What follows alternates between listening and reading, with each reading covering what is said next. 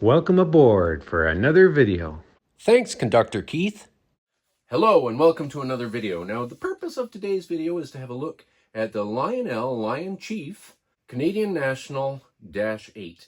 It's a new locomotive and I got it right away.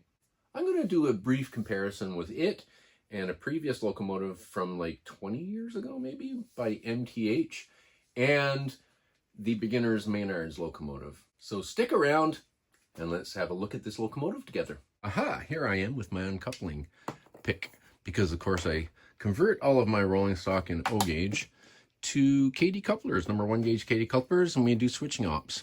That's another story. So this is an MTH locomotive from way back. It's a Rail King model. This is the new LionChief -8. Now the interesting thing is I've gone over the shell and the metal, the handrail pieces and whatnot with a fine-tooth comb. It obviously exactly the same molds. So perhaps Lionel bought the molds from Mike's Train House when they went initially out of business, before they were restarted, I guess, by former staff. There are key differences though under the hood. One, this came with a decent bell and horn sound, conventional only locomotive. Didn't have as much detail as this. I painted the white stripe there, and I painted the handrails, which were just black improperly. I painted details here and there. I did some weathering. And I also, which you can't see here, it doesn't matter, added ditch lights. As a beginner locomotive, this one was awesome. Easily went around to 027 curves. The blind wheels here ensured that. Very solid, really nice and heavy. Never ever had a problem with this thing derailing or pulling a heavy weight, never. Now, this locomotive weighs a whole lot less. And the interesting thing is there's no blind wheels here. Now, this said 031 curve minimum. I kind of ignore that. These are 027 curves on here. I ignore that because most smaller 031 locomotives will easily go around 027. I don't know why they say 031, but in this case, yes, it's 031. It's weird to me because a lot of people still have 027, small 027 layouts with 027 curves. This is a far under scale locomotive, beyond my understanding why Lionel would make it so this couldn't go around 027 curves, to be quite honest. In the interest of not having a very long video, I'm not going to show it, but I very carefully took all of it apart, and using my Dremel tools, I, routed out little bits on the inside. It wasn't actually the wheels that weren't going around the curves. It was some internals that were knocking against the side of the shell. Very careful shaving away. And in fact, back here, it's very thin. There's a section of the plastic here that's really thin. I had to be really careful. Now it does go around 27 curves. However, the running qualities, this one, heavier. Like I said, really heavy on the bottom end. These are plastic trucks. Plastic, metal. Solid chunk of metal here. Significant weight on the lower end. I've never had a derailment problem with this locomotive, ever.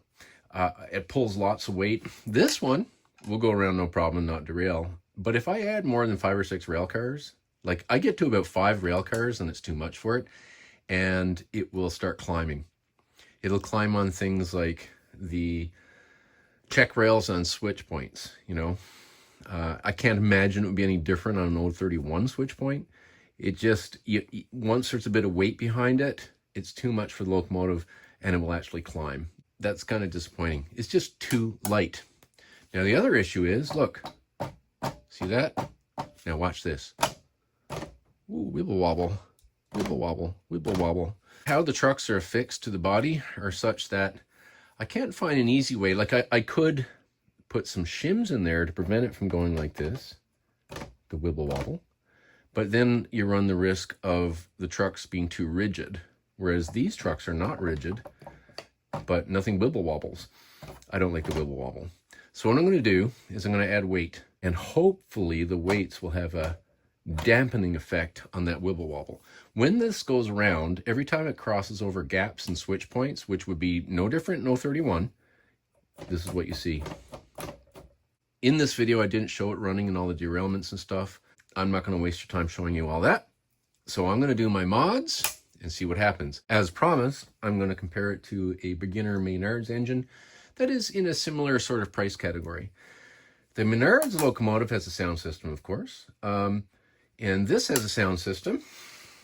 The Menards comes with this remote. This doesn't come with one. You have to buy that separately, okay? It would be nice if it came with something. Given the similar price range, and given that this is a heavy locomotive that I've never had a problem with derailing, I've never had a problem hauling a heavy weight with it, it is a better runner than this one. It'd be nice if they did come with a controller. Now, in terms of sound system, this sounds really good. The horn sounds really good. The bell sounds really good. The bell in here sounds, well, it's so clingy that it's cloying to my ears. I don't like the sound of the bell in this one. Oh, look, see, I just moved the table by a bit. Look at that. A slight vibration. The table's fixed in too. Like, it's hard to move. I don't even know if I'm moving it, but see, any sort of anything, vibration, that starts to wobble. And now for the next bit of irritation. I don't know if you can see that here. This light flashes. So when you put power to the track with this one, this is what happens. Now, when you put power to the track with this one, I've already turned it down, but that immediately comes on, and that's the sound. There's no startup sequence on this. It's just, this is what you hear when you first turn the track power on. When you first turn the track power on with this one, you don't hear any engine sounds. You hear this sound. If I have 3 or 4 locomotives on the track and I don't want to operate this one, and I turn the power on, then I got to go find a controller and link it up and stop that from happening. I don't understand. It kind of ruins the effect, in my view, because it does actually have an engine startup sequence. So, pair it. There you go, it's paired. Isn't that nice? Nice engine startup sequence. Wouldn't it be lovely to be able to turn the power on and just have a quiet engine and have the startup sequence without the beep-a-dip? While I'm at it, to control the Menards volume is this right here. That's nice. Here it's a little more complicated. It's not too bad. It's shift and this. So let's compare the sounds. This one's already on. Fairly decent. And then we have, I like that bell. It doesn't irritate my ears. There's crew chatter. I'm not going to bother. I already don't like the crew chatter. It's not realistic whatsoever. And it's fine. I mean, it's a nice option. It's a nice feature for people that like that, to play. And the play value is very, the play value is obviously there. In terms of the bits and bytes of this thing, if I put the bell on, the bell goes off as soon as I hit the horn. It can't handle both at the same time. Now let's try the Menards. Here's the bell. I don't know, but in the room here, that it makes my ears go. It hurts my ears. Horn. Put the bell on. Same thing. If you've watched my previous videos on these Menards locomotives, one of the things is when you start them, of course, this is a graduated thing, so it actually starts really quick. There's no slow starting. And so what I do is I rewire the motors in there from series to parallel, and that gives you more power and control and slowness at the bottom end of the spectrum. So that's what I do here. It works just fine. It's still not a nice creep, but I can actually do switching ops with it. And as you can see, I've got my Katy couplers here. It does still, I'm going as slow, watch, very slowly. It's still a fairly fast start. Look at that wobble. It's as slow as I can creep it. I could do better than that.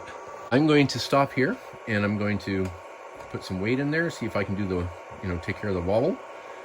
And I'm going to rewire the motors. There's no shutdown sequence that I know of. Not that I've been able to discover. Oh my God.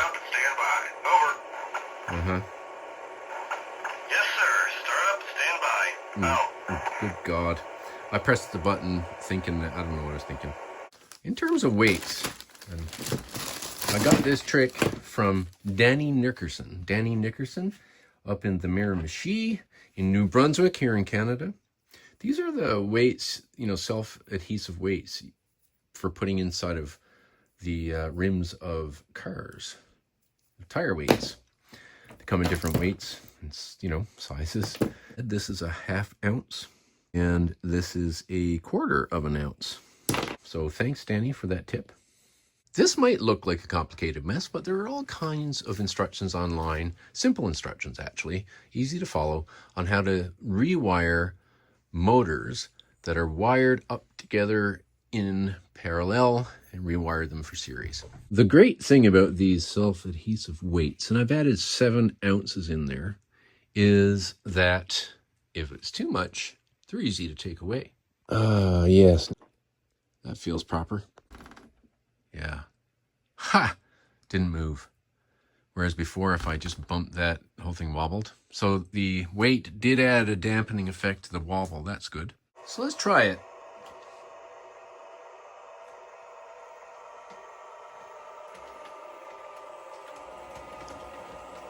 You can see it wobble, but trust me, it's significantly less. And look at that creep. Significantly more control in the lower end. When I put Katie couplers on this, I'll add ditch lights too. But when I put Katie couplers on this, I'll be able to switch cars around with it, no problem. Nice control.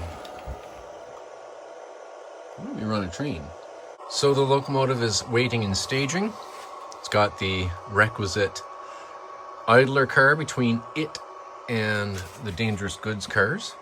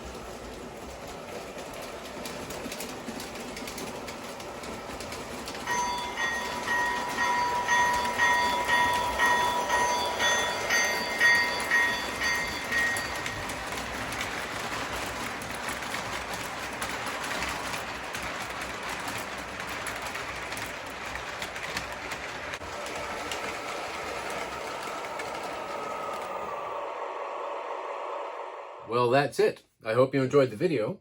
I have to say that adding the weight to the locomotive and rewiring the motors from parallel to series really made a big difference. I shouldn't have to do this kind of work to make an engine that runs well, that I like. You know, now I love it. It's far superior to what it was just like an hour and a half ago. As a set track sort of engine pulling some cars around, you can't go wrong with it anyway. But with what we do here, with switching cars around and having proper operations, yeah, now I'm pleased with it and I can use it for that purpose. So there you go. As a final thought, I should mention that I did run this back and forth with the train and all around everywhere. I didn't bore you with all that. I put it through its paces and never had one single derailment. I hope you enjoyed this video, and I hope that you found it useful. Thanks for watching.